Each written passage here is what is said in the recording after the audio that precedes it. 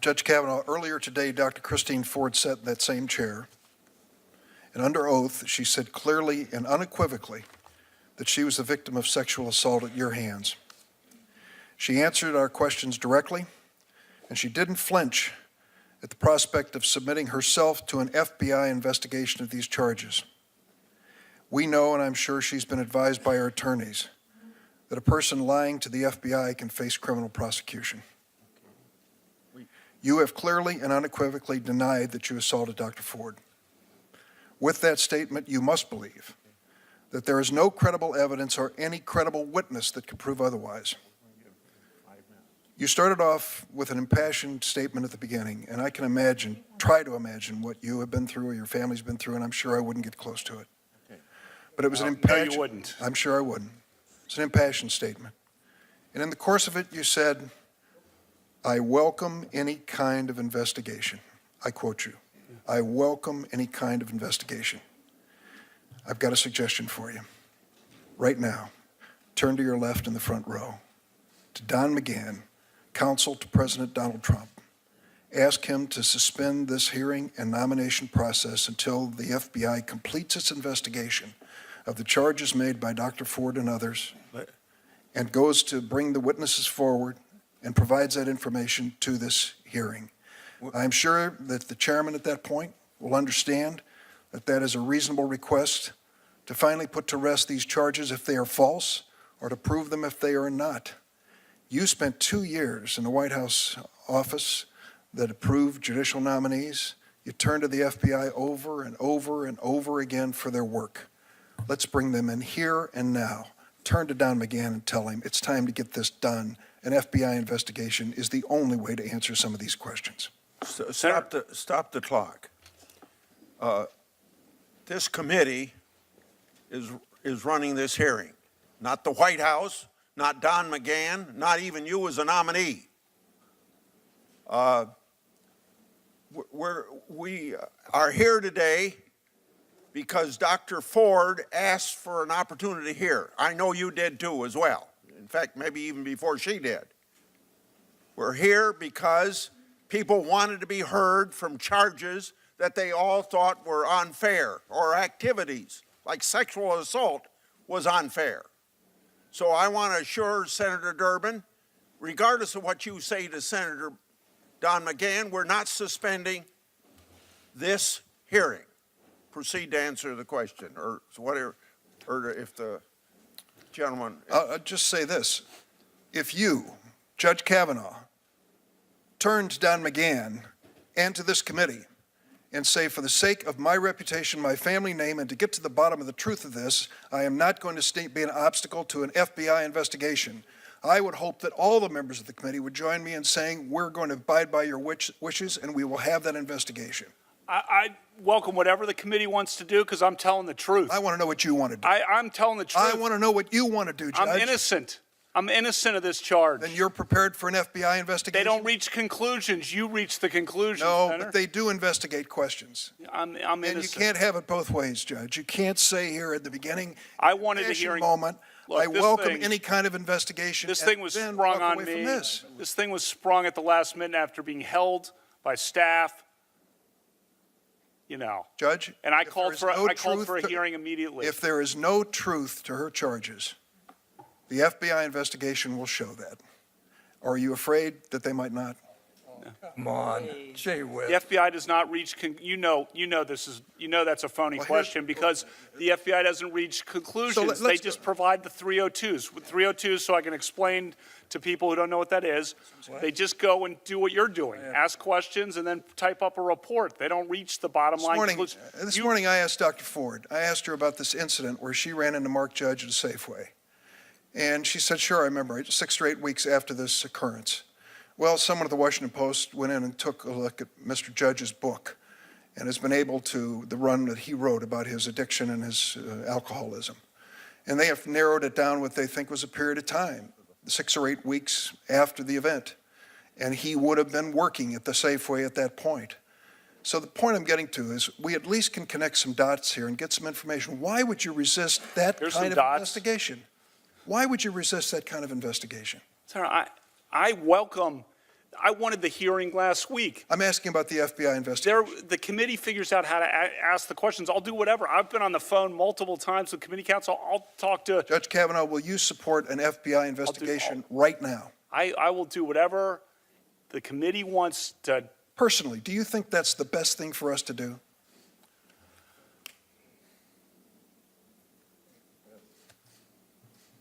You want to answer?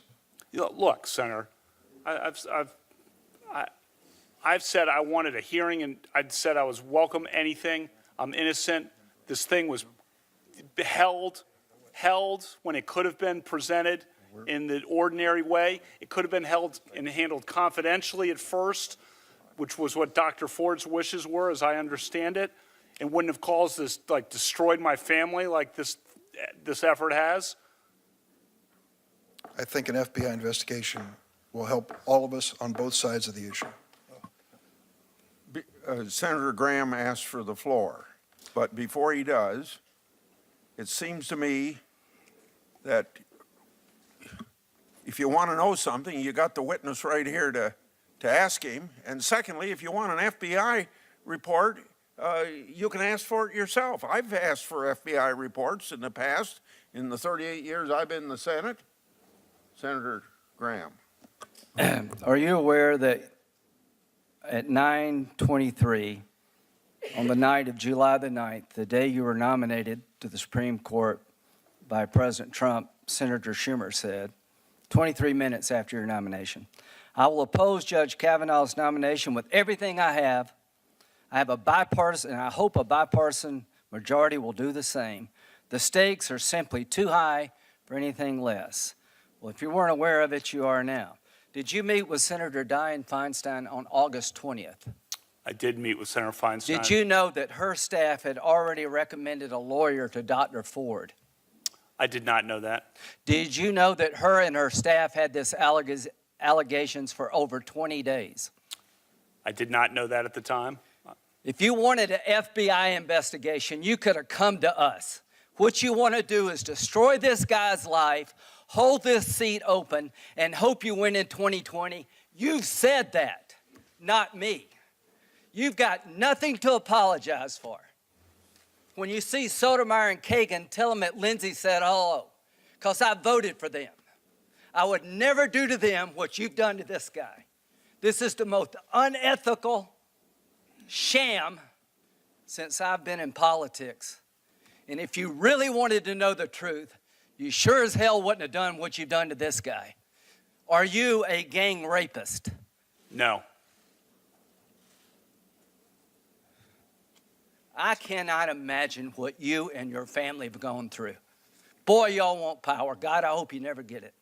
I hope the American people can see through this sham, that you knew about it and you held it. You had no intention of protecting Dr. Ford. None.